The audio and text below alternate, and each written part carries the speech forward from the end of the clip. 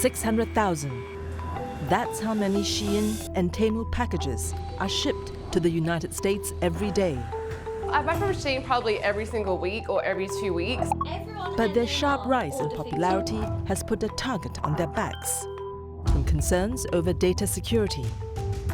There's a question whether these platforms, particularly Shein and Temu, are more data collection companies than they are even e-commerce platforms. To the ethics behind their business model. 以往他如果是有言在先，在入驻的时候签合同的时候说清楚，一旦产生了售后，因为尾端的物流费占成本的比重非常高，所以物流费需要供应商来承担。I'm shocked by the false accusation of forced labor in Xinjiang or anywhere else in China. Will Chinese online shopping platforms be the next casualty of US-China rivalry? The big question there is who wins in November? Who will be the next president of the United States?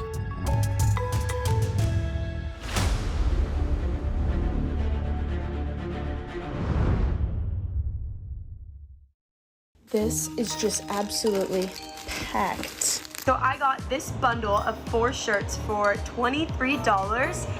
I have no words. Whenever I order from Temu, I always go to order one thing and then I end up ordering a bunch of other stuff. You might have seen such clips on social media.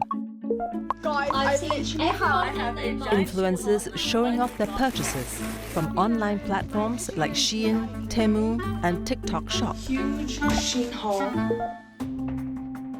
These shopping platforms have blown up in popularity in the US in the past 5 years.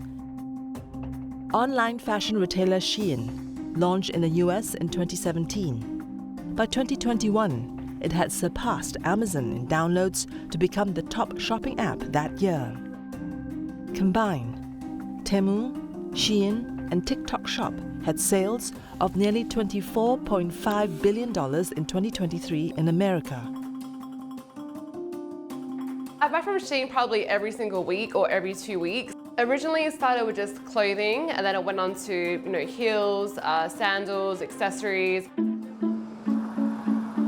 In New York City, 34-year-old fashion stylist Natasha first discovered shopping platform Shein in 2021. In just her very first purchase from the app, she spent $180, after discounts, of course.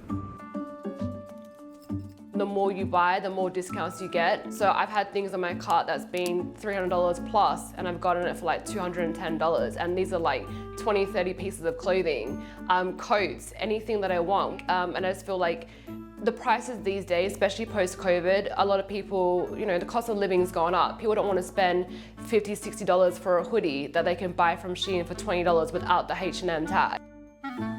Temu and Shein have been doing a lot on their marketing campaigns on social media. They have been targeting these young consumers on TikTok and Instagram. They tend to have more impulsive purchases. It's very hard to stop, especially given very low prices. So that actually added to this big growth of these companies. However, not everyone is so enamored with these apps. Last year, the US-China Economic and Security Review Commission submitted a brief to the US Congress on challenges posed by the two companies. It cited data risks, sourcing violations, and exploitation of trade loopholes as key concerns. Temu and Shein both have their roots in China. Similar to another app that has come under fire by the US government, TikTok. It's a national security concern that TikTok's parent company, ByteDance, is based in the People's Republic of China. And ultimately, any private company in China serves at the behest and exists at the behest of the Chinese Communist Party, which has put forth national intelligence laws that actually require any company operating in China to hand over data to the intelligence apparatuses in China if it is requested to do so. TikTok denied links to the Chinese government, insisting that US user data is stored outside of China. Data is stored here in American soil by an American company, overseen by American We thought that, but leaked audio from 80 internal TikTok. This has done little to assuage US lawmakers. Okay, so it is possible. The algorithms decide what information is amplified and what information is suppressed. That's a major concern for the US government, that basically the Chinese government could use TikTok to inform US political discourse, which is a form of foreign interference. The ability to collect all this information on American voters with the ability to decide what content they see when, that's a really dangerous combination. So, in April 2024, President Joe Biden signed a law to ban TikTok. TikTok is currently fighting the ban in court. Beijing was critical, citing the ban as another example of the US unfairly curtailing Chinese economic growth. 美方应当切实尊重市场经济和公平竞争原则，停止无理打压别国企业，为各国企业在美投资经营提供开放、公平、公正、非歧视的环境。With the ban on TikTok, could Temu and Shein be next?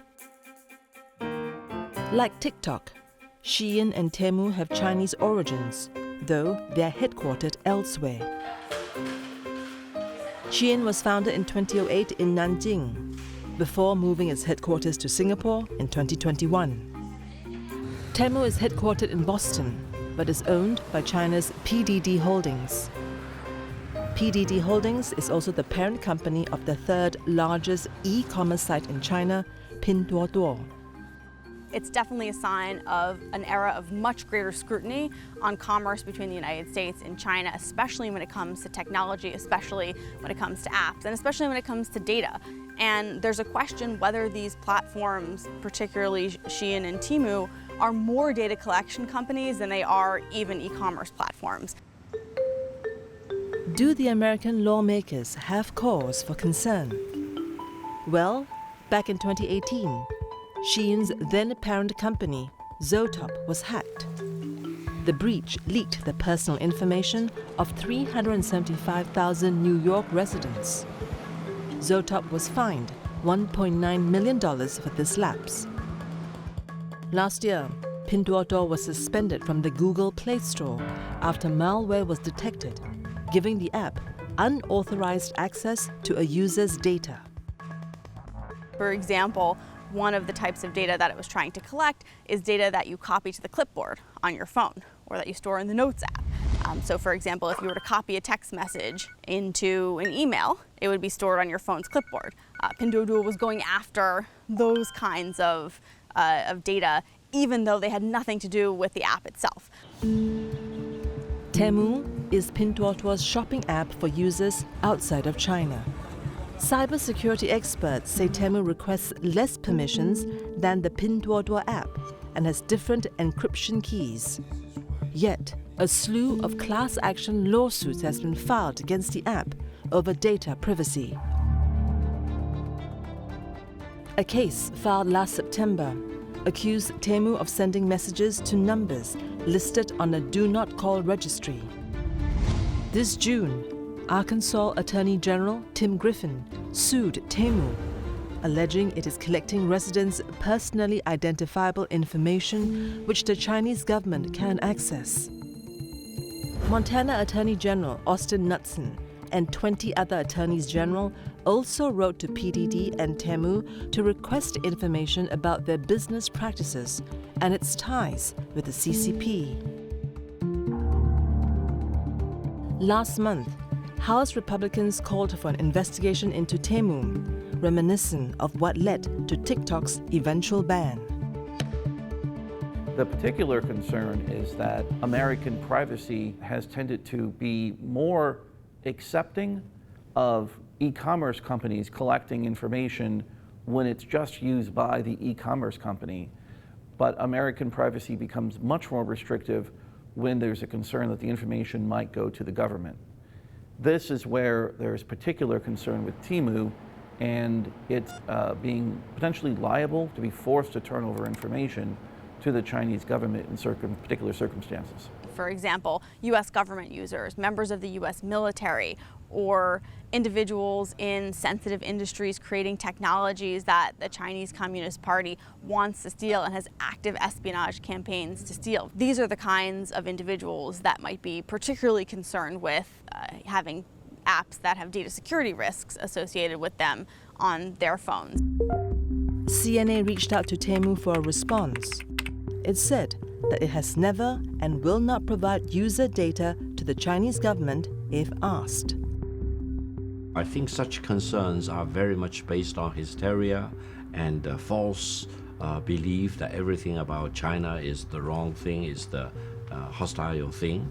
And for American decision makers to really believe that the Chinese government or China as a whole will have any interest in private data in the US consumers, for example, is ludicrous. Why should anyone bother about private data in the United States? Whatever the case, Temu has not lost its appeal among customers. Marketing automation platform OmniSend found that only 7% of 1,000 Americans surveyed trust Temu. Yet, 68% of them will still use the app. I think honestly, that's just a risk you take with online shopping. So it's, being aware that this can happen to anything or any website that you're on, but also taking the precautions to try to avoid it as best as you can. The reason Temu and Shein remain popular is their low prices. Now, their bottom dollar price tags too are coming under the microscope.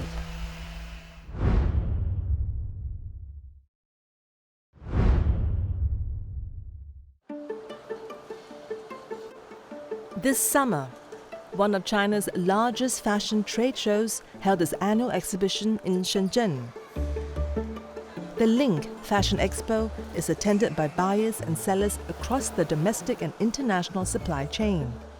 Over 2,500 vendors display their wares, hoping to secure orders from some 20,000 retailers and brands. 还有哪些是比较卖得好的吗？这个款式，这款是它是单冲。现在这个就是价格，就是这种是单价是多少钱？你把完整的数字说一下。这一款衣服的话，我们是贴牌销售的，供货的话我们是65元，然后线上卖一般是在120多块钱。像我昨天也接到了一个姐姐，她跟我说她是个美国，在一个美国网站上，然后她就说像我们这组系列，她就非常非常喜欢，然后她28号要出国，她就说适合美国的什么白领啊。 一些上班族就特别喜欢像这种系列。According to the exhibition's website, Shein was one of the attendees. The online fashion retailer relies on contract manufacturers like these for its offerings. It works with more than 5,400 third-party suppliers as part of their on-demand model. Shein's fast fashion model is a bit unique. So for every new design, they only order like 100 or 200 pieces from the supplier. And they quickly test whether this piece or whether this new design will become a hit. If it becomes a hit, they go back to the supplier and order more pieces. So I think they have built this kind of trust and this kind of system into the suppliers, which allows them to very, very quickly make reorders, and the suppliers are willing to work with them. So that allowed them to respond to trends very, very fast. Temu, on the other hand, acts as a platform for small-scale merchants to sell their products.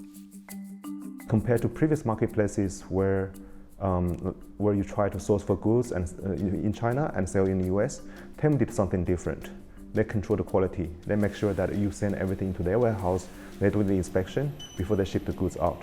They also do all the front-end marketing, operations, customer service, so that allowed them to go directly to manufacturers instead of intermediaries. That allowed them to have very low cost. And with that in mind, they are confident that they can scale. Temu and Shein's low-cost business model has allowed these Chinese-linked apps to dominate the US market in a short time. Between 2020 to 2022, Shein's market share of the US fast fashion market doubled to 40%, edging out established players like H&M, Zara, and Forever 21. Temu launched stateside in 2022. Last year, it became the most downloaded app in the country. 1/3 of Americans now shop on the platform. Both tapped on the supply chain in China, where you have thousands of suppliers who can produce things at very cheap cost.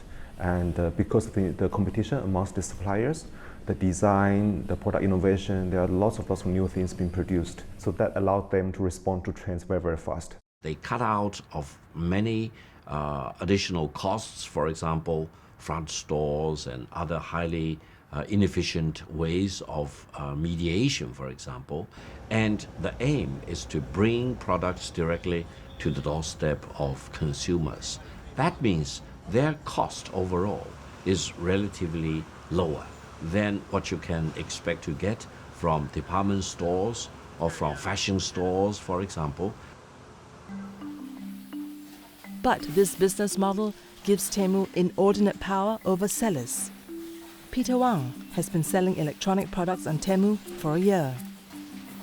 一天上传10几20个产品，那就我把这个产品图上传上去，然后我要卖多少钱，我会自己写一个，对，然后如果他OK 的话，他就说你就 OK； 如果他觉得你这个太贵了，他会说你，比如降到8块钱行不行？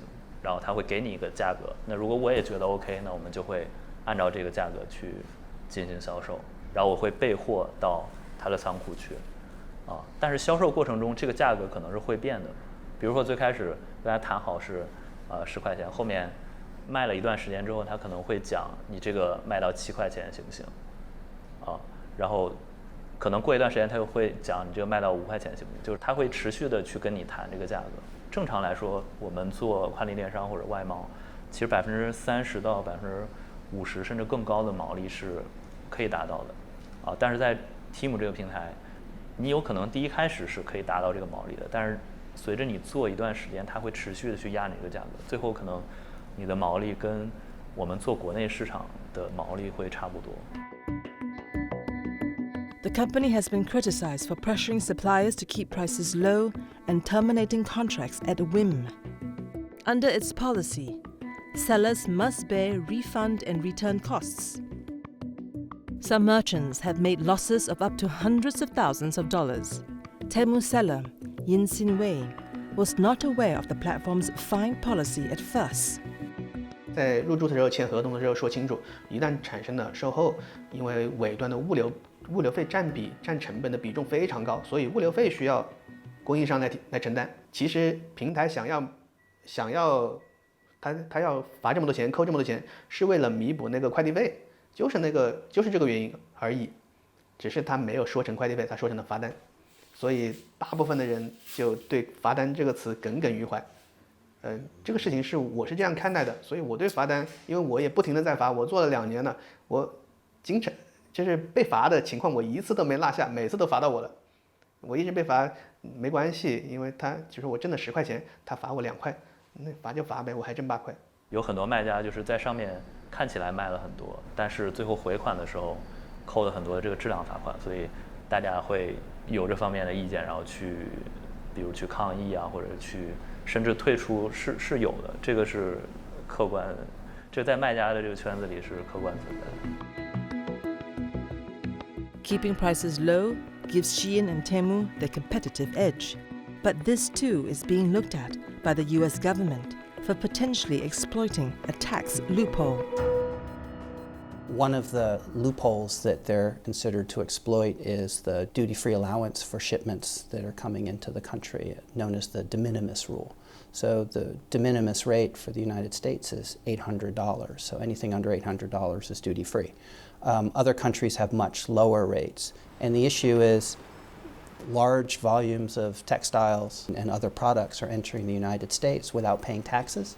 And these are companies with very low overhead, which makes them hyper-competitive in a developed economy like the United States, and that disadvantages a lot of other businesses.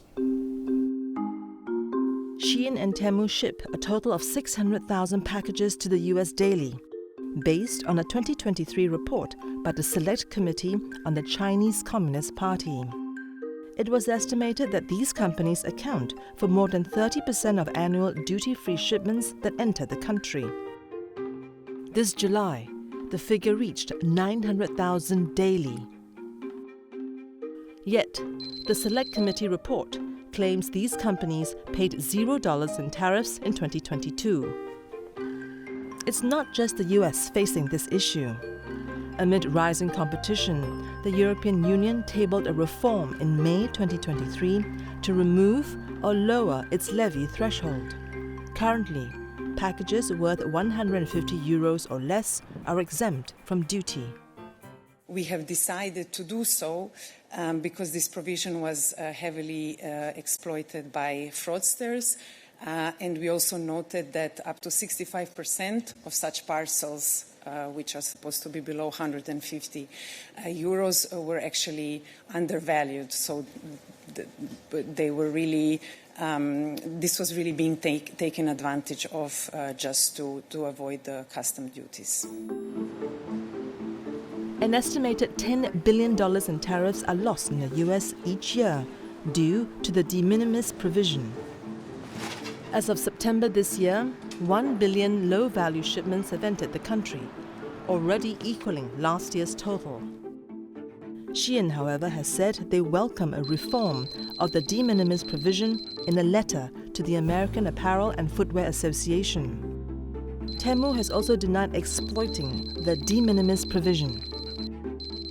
I do think that these companies are businesses, right? If the rules are saying that, okay, you don't need to do certain things, and they would prefer not to do it. So it's not they're actively exploiting the loophole, but I mean, if there's a certain method which is cheaper for their operations, they'll exploit that. This September, the White House announced plans to curb the exploitation of its duty-free policy, aimed at China-founded e-commerce companies. It wants to eliminate de minimis exemptions on some products. Proposed regulations would also require more information on de minimis shipments. Additionally, buyers must provide identification, such as their social security number. Should these measures pass, the cost of buying on Temu and Shein will rise. I think this provision would have deeper implications because we know that inflation in the US has been a problem. So this kind of products shipped directly from China allow them to tap into certain daily necessities at a very low cost. So I think there might be wider implications if the cost of all these goods actually go up. The low cost of products on these Chinese apps has created another pain point for importing countries. This time, shoppers themselves share the blame.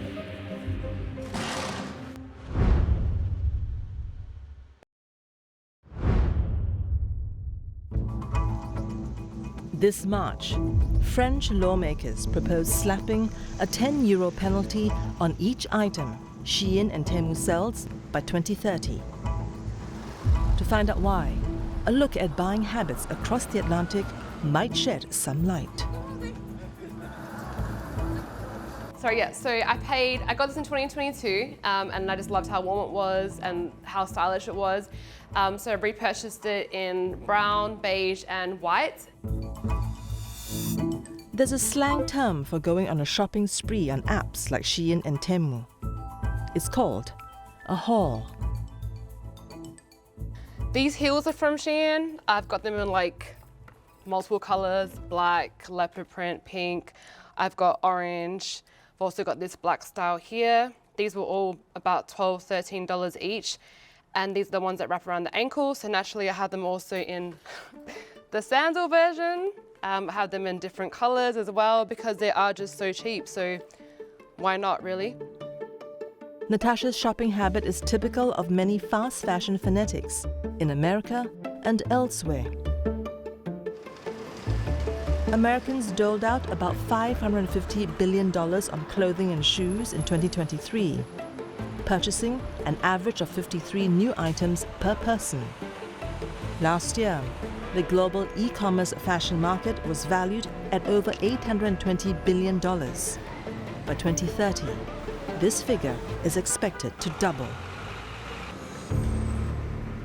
Companies like Zara and H&M have been the traditional fast fashion companies. But Temu and Shein actually took this to another level, took this to ultra fast fashion model.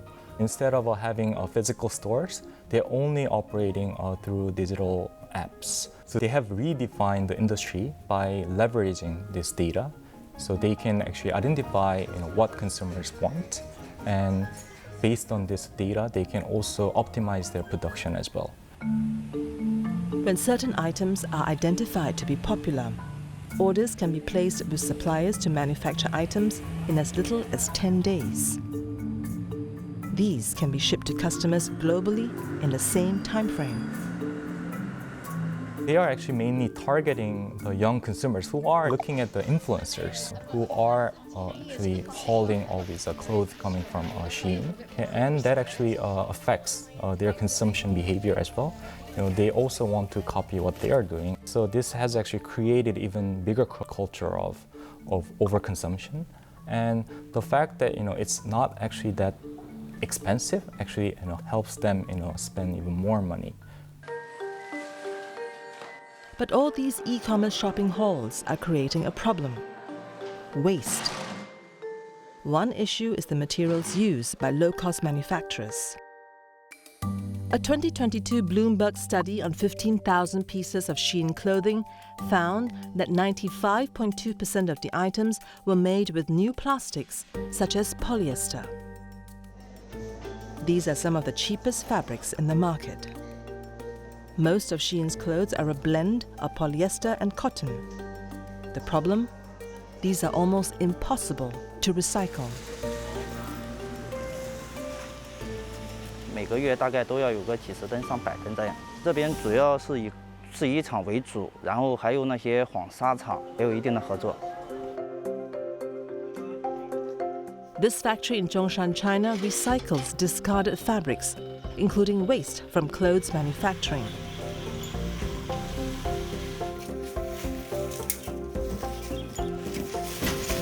这个是这样的，我们首先是从制衣厂以市场价格收购回来，然后回来之后呢，经过员工的分拣，然后经过员工的分拣之后，然后我们再去集中到另外就是说仓库，然后去存放到一定的数量之后，然后就是说通俗一点，就是我们要购一车的时候，然后再运到第三方的那个加工厂，然后才去这样，大概周期要1个月左右。如果他把几种布料混合一起裁。 然后呢，我们回来之后，然后把每个颜色再单独分开，然后这个分拣的工序上就繁杂了很多，因为只有我们这些才能去给它回收利用。如果不然的话，他们如果要是随意去处理的话，肯定对大自然的环境要造成一定的影响。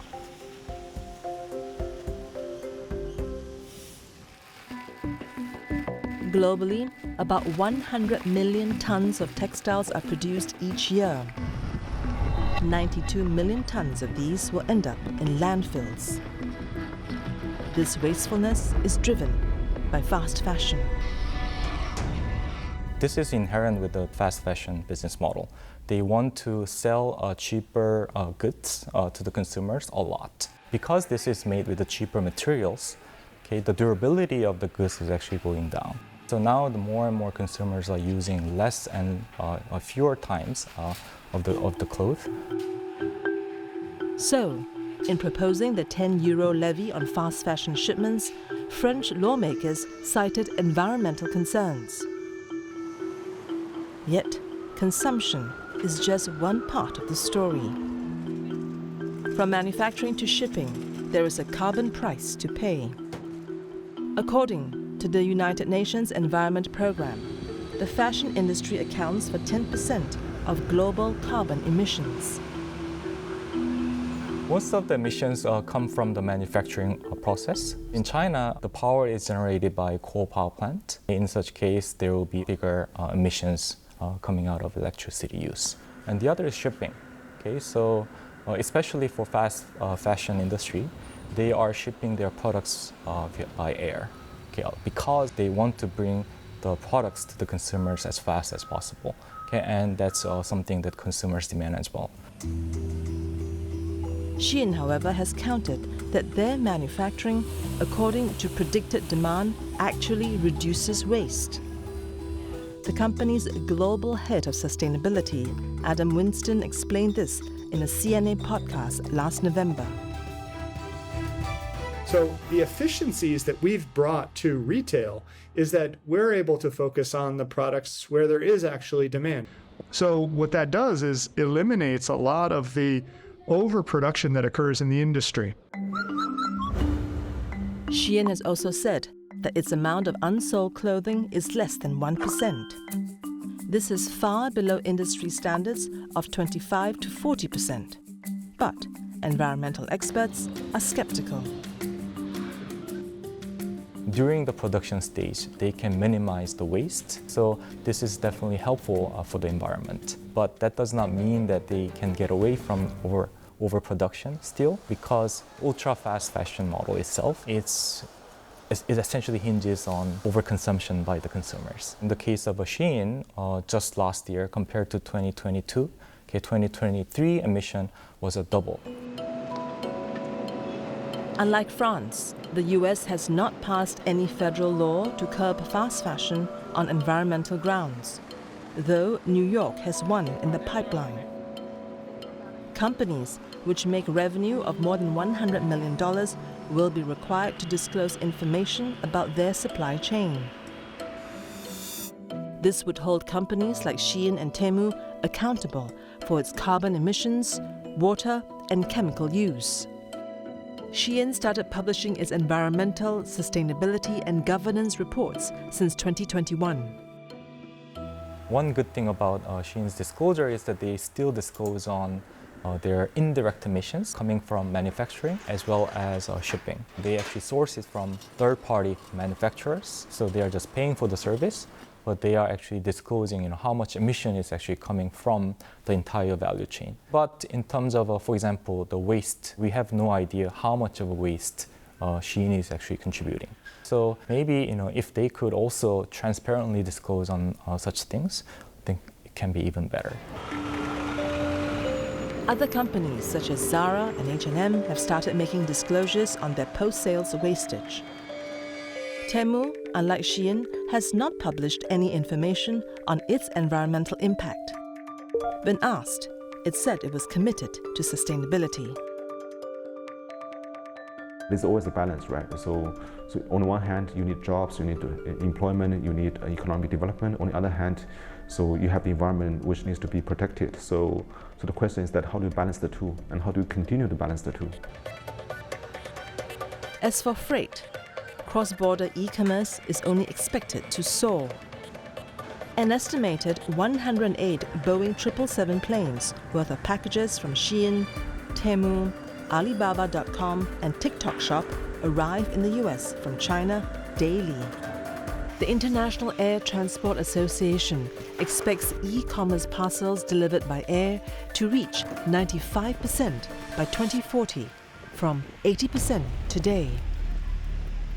There is a fierce competition between these ultra-fast fashion players, like between, for example, Temu and Shein. So in order to keep their consumers happy, they want to actually ship their products as soon as possible. So they actually have to ship by air in order to deliver their goods fast. Compared to the ocean freight or sea freight, it's actually 20 to 40 times more polluting to ship products by air.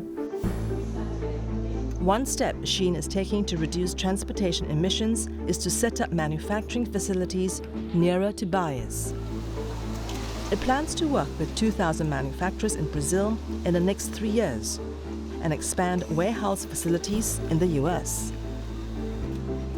But it's going to be a lot more costly to have that distribution center or even manufacturing facility in those countries. So again, it's going to affect the prices. So this will likely result in higher cost, which eventually will bump up the price of the goods. There is one more way where the US and Europe are coming after Chinese e-commerce apps: the alleged use of forced labor.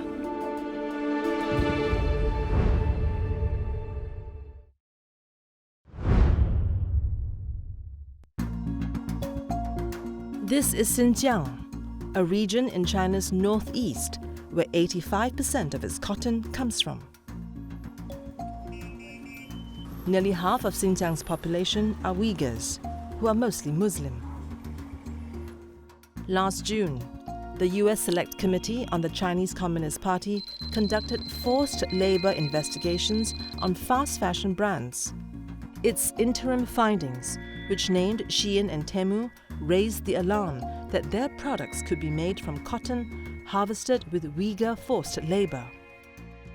So the US is particularly concerned about forced labor political prisoners and people who've been unjustly imprisoned without trial or in kangaroo courts, and that their labor is being exported to the United States. But there's also an economic competitiveness aspect to it.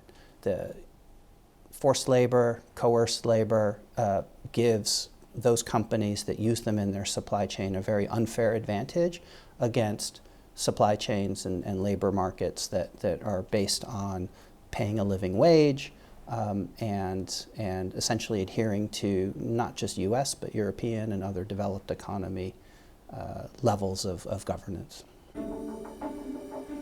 The Chinese have denied accusations of forced labor.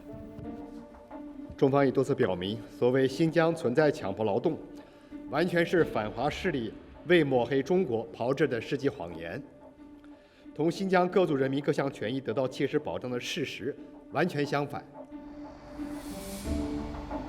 Beijing has pointed out that most of the reports of forced labor is the work of one researcher, German anthropologist Adrian Zenz. They have accused him of fabricating reports on Xinjiang, where he claimed there were at least 1 million Uyghurs detained in internment camps.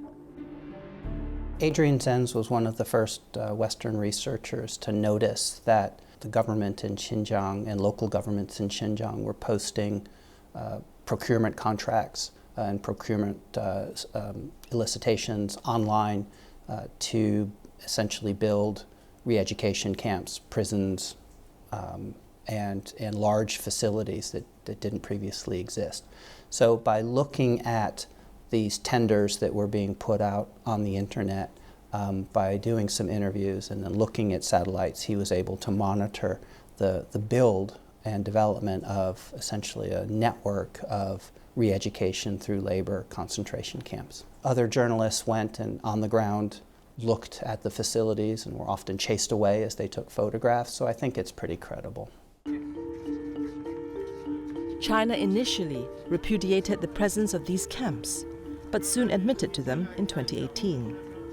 They call the camps Vocational Education and Training Centers, which are meant to de-radicalize Uyghurs.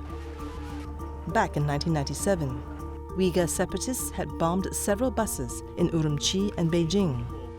Many episodes of violence followed, including a 2009 riot in Urumqi, the capital of Xinjiang, which killed 140 people. China has defended the de-radicalization camps as a necessary measure against terrorism. The Uyghur people are our brothers and sisters. We fully respect each other. We deal with each other as an equal. If you ask whether there are bad elements in the Uyghur people, yes, of course, because there are terrorist attacks related to some of the extreme elements in the Uyghur people. They want to set up a caliphate state in Xinjiang, which is completely in violation of the laws in China and which is in opposition to the wishes of the overwhelming majority of the people in China. Zenz also claimed that 500,000 Uyghurs were forced to pick cotton under a state-sponsored labor transfer scheme. Parents are separated from their children, who are sent to boarding schools, while adults worked long hours at factories or fields. There, laborers are subject to surveillance and political indoctrination.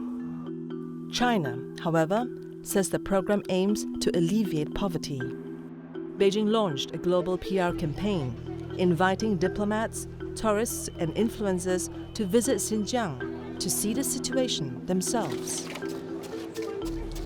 I'm shocked by the false accusation of forced labor in Xinjiang or anywhere else in China. And in more recent years, I understand picking cotton has been really done by machine. And I would say anyone accusing China of using forced labor in Xinjiang to pick cotton really does not know what they are talking about. On its website, Shein says that it rejects forced labor and expects its suppliers to respect its commitment. While Temu says that it prohibits any form of forced labor in its supply chain. Nevertheless, the cotton controversy is now at the center of possible bans on Chinese products. 2 years ago, the US introduced the Uyghur Forced Labor Prevention Act, or UFLPA, in response to these allegations. It assumes that any import from Xinjiang is made with forced labor and banned from entering the US. Over $700 million worth of shipment has been denied entry since 2022. The European Parliament enacted similar rules this April. I think at least Shein last year actually grew quite healthily, so compared to the previous year, they have been able to withstand some of the pressures fairly well. But the question is that these pressures will continue to exist, and so we can't say for sure that, okay, whether you have done it well, you will continue to do it well. Data harvesting, de minimis loophole, environmental protections, and forced labor allegations. With all these concerns, are restrictions on Temu and Shein imminent? Some clues of their fate could hinge on what happens to TikTok on January 19. That's the current deadline for the social media platform to sell to an American company, or be forced to shut down. In the past, the Chinese government has said that it won't allow TikTok to be sold. And so if we get to that point, we could be in a geopolitical standoff that would allow for a ban. Biden has taken the right position of defending their constitutional right in the United States, defending the millions of users' constitutional right of freedom of speech, defending property rights. And this is what the United States should be doing. They call itself a capitalist society based on protection of private ownership of rights, and now you want to force the sale of TikTok? Come on, this is not the United States I understand. At the Court of Appeals in September, TikTok's lawyer argued that Temu and Shein collect more data than TikTok, essentially putting Shein and Temu in the same line of fire. But I think the main concern about the US is not the e-commerce function of TikTok. And the concern is, of course, that it could be used to influence US public opinion for political purposes, and that basically the Chinese government could use TikTok to inform US political discourse, which is a form of foreign interference. What we really need, though, is a broader framework whereby the United States government can analyze the risks posed by different Chinese apps and recommend mitigations in accordance with those risks. Meanwhile, the lawsuit against Temu for data collection in Arkansas awaits hearing. State attorney generals have very broad powers. They can seek fines, they can seek injunctive relief, such as forcing an app to keep the data in the United States, or forcing enhanced disclosures of what sort of data the app is getting. Normally, those would be the extent of the injunctive powers. Now if the app continued to operate in violation of that sort of order, you could easily see the app being banned from further operation. In the end, as these Chinese-linked platforms continue to grow, they will receive increased congressional, business, and public scrutiny, all against the backdrop of the growing US-China rivalry. I would think that that all of these are part of that geopolitics that we are seeing at the moment. So it's not only like the social media and the e-commerce platforms, but also over many areas, right? EVs, new energy, batteries, chips, and stuff. So I think the contention between the two major powers would touch upon many sectors. It's important to recognize that many countries have concerns about the fast fashion business model and about the potential for exploited workforces perhaps forced labor in the supply chain. US-China tensions don't necessarily drive those economic and business concerns, but I think one impact of US-China tensions is that it makes it more difficult for Chinese companies to address those concerns in Washington when they're dealing with regulators. And it's increasingly difficult to distinguish between a private company and a publicly owned or state-owned enterprise in China. And that's going to act as a constraint on Chinese businesses in the United States over the long term. The big question there is who wins in November? Who will be the next president of the United States? I would think that under a Trump administration, you're going to see more aggressive actions against China and more likely bans and prohibitions on Chinese e-commerce apps. Under a Harris administration, I think there will be firm action against China, but it will take more of a tone of negotiation between the two countries. I'm afraid this anti-China hostility to China, China bashing will continue for quite some time. The next 4 years will probably be even worse. This kind of bashing China, as if that is the only right thing, may continue and deteriorate.